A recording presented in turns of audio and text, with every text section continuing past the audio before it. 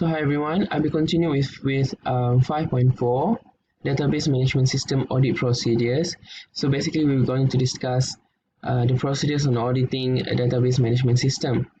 So these are the procedures. There are a lot more procedures. These are the procedures that are really crucial for us to discuss.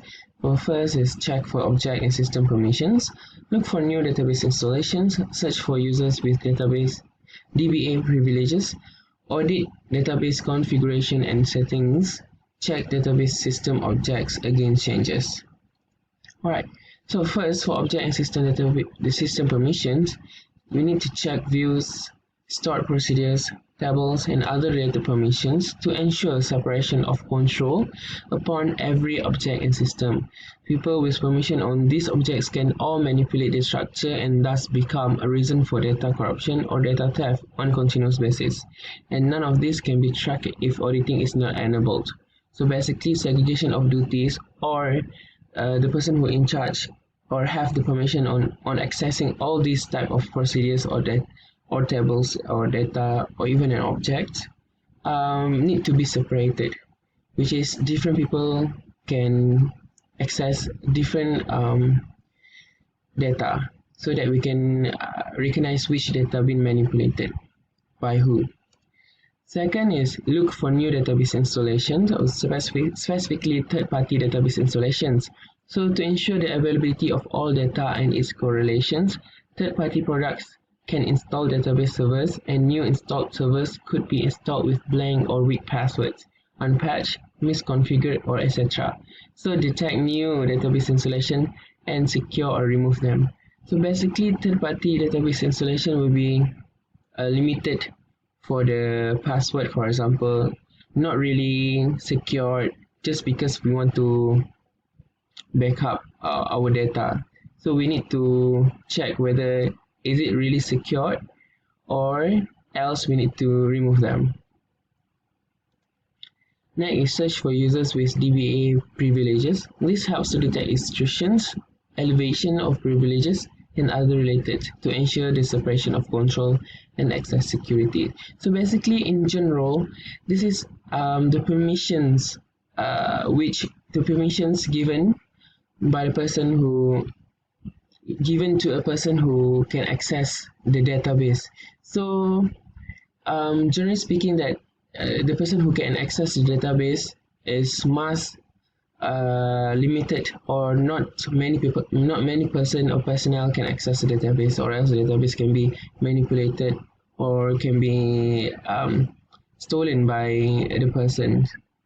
So this is very important in order to ensure the separation of control or the segregation of duties, and also the access security, which the person who can access with permission only to the database. That's it. And then 4, audit database configuration and settings.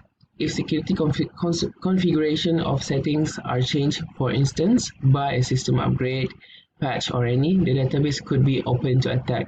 If they change and there was not a system upgrade, then it would mean a compromise.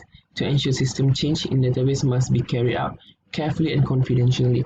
So in general, it's like when there is an update or upgrade to our database, there could be an open to attack, because when we update our system, we need to access all the database, all the systems, so that we can upgrade each of the object in systems. So in order to do that, we as an auditor, we need to ensure that every upgrade session or period must be confidential and must be carried out carefully in order to prevent any data loss or any data being stolen.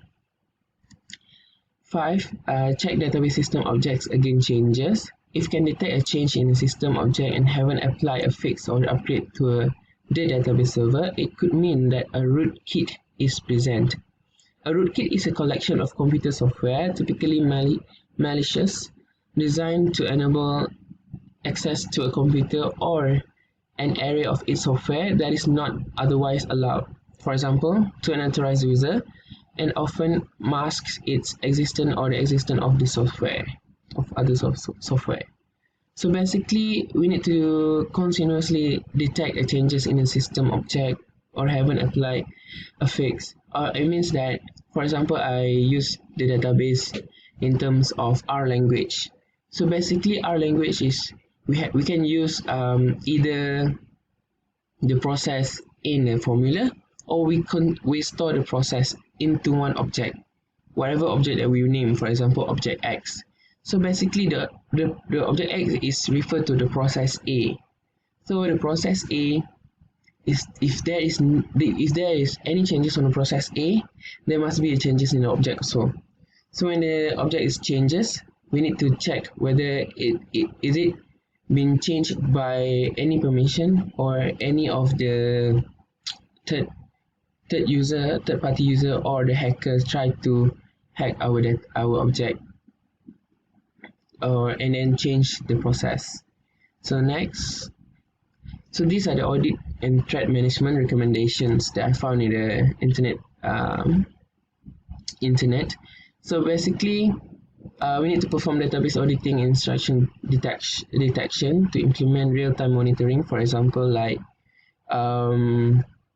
we're in the office and we currently work from home. We can access our colleague or our employees' computer on what they're currently doing on their desktop, whether they are trying to hack our systems or they're really doing their job or task.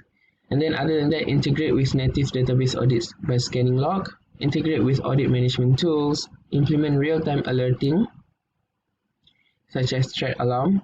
So it's something like when there is a possibility of disruption or attack by the virus or the hacker, we need to implement this real-time alerting so that there will be an alarm alert us that someone is trying to attack our database. And lastly, keep a library of best practice implementation information. That's all from me. Thank you.